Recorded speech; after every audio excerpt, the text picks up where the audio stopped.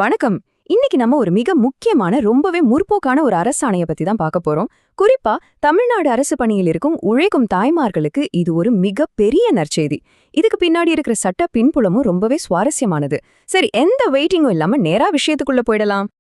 12 இந்த நம்பரை நல்லா ஞாபகம் வச்சுக்கோங்க.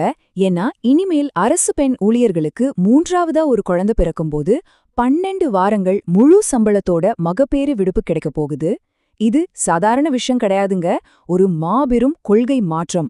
இது எப்படி சாத்தியமாச்சு, இதுக்கான ரூல்ஸ் என்னென்ன அப்படிங்கறத நாம இப்போ டீட்டெயிலா பார்க்க போறோம். இந்த விளக்கத்துல நாம எதை பத்தியெல்லாம் கவர் பண்ண போறோம்னு நீங்க இப்போ திரையில பார்க்கலாம். இந்த புதிய சலுகை என்ன, இதுக்கு பின்னாடி நடந்த சுவாரஸ்யமான சட்ட போராட்டம், அரசியலமைப்பு உரிமைகள் என்ன, தகுதிகள் என்ன, எப்படி அப்ளை பண்றது, துறை தலைவர்கள் என்ன செய்யணும்னு எல்லாத்தையுமே நாம ரொம்ப தெளிவா பிராக்டிகலா பார்க்க போறோம்.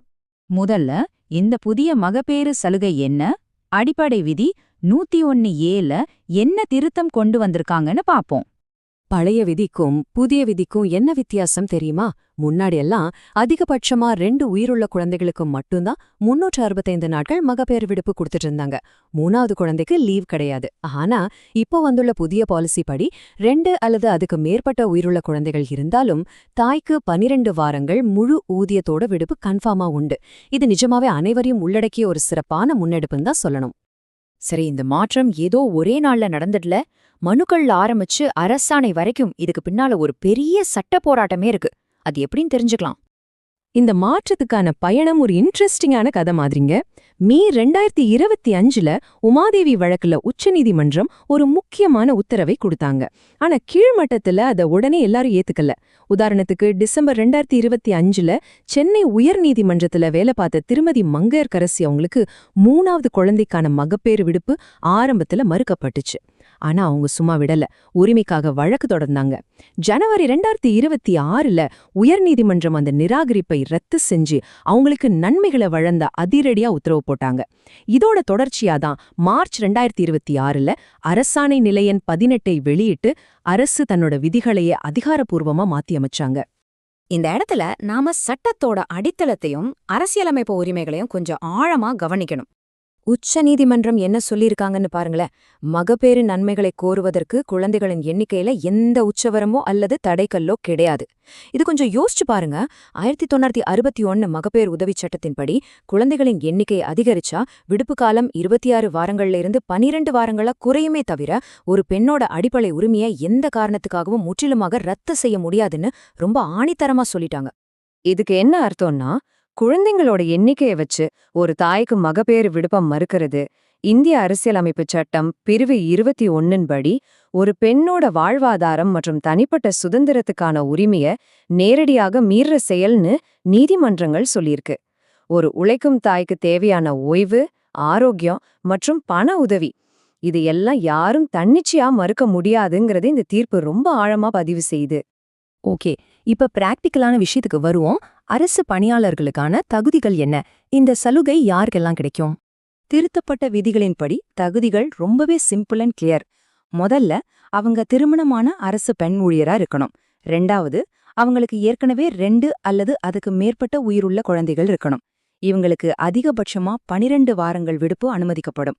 இதுல கவனிக்க வேண்டிய மெயின் ஹைலைட் என்னன்னா, இந்த 12 வார காலத்துக்கும் ₹1 கூட குறைவில்லாம முழு சம்பளம் கண்டிப்பா வழங்கப்படும். இது அந்த தாய்மார்களுக்கு எவ்வளவு பெரிய சப்போர்ட் இல்லையா? சூப்பர். இப்ப நீங்க விடுப்புக்கு எப்படி அப்ளை பண்றதுன்னு ஒரு குவிக் செக்லிஸ்ட் பார்த்திடலாம். நீங்க விடுப்பு கேட்கும்போது ஃபாலோ பண்ண வேண்டிய 3 எளிய ஸ்டெப்ஸ் இதோ. 1. திருத்தப்பட்ட அடிப்படை விதி 101A மற்றும் அரசாணை நிலை எண் 18 இது குறிப்பிட்டு உங்க கோரிக்கை கடிதத்தை எழுதுங்க. 2.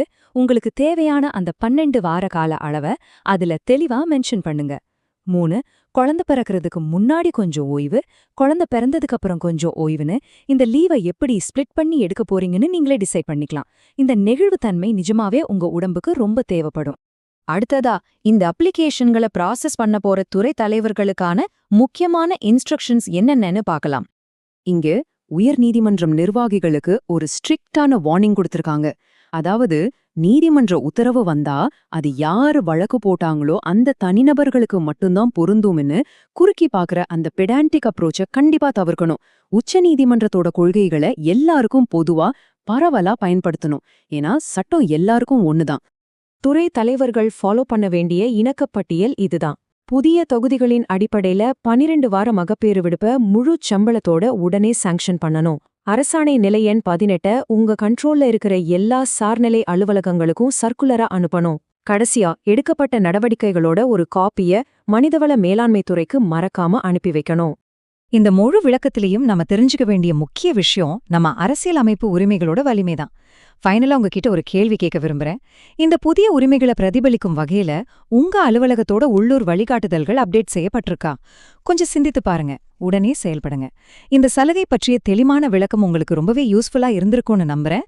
இந்த தகவலை கட்டாயம் தேவைப்படுறவங்களுக்கு ஷேர் பண்ணுங்க. மீண்டும் ஒரு அருமையான விளக்கத்தில் சந்திப்போம்.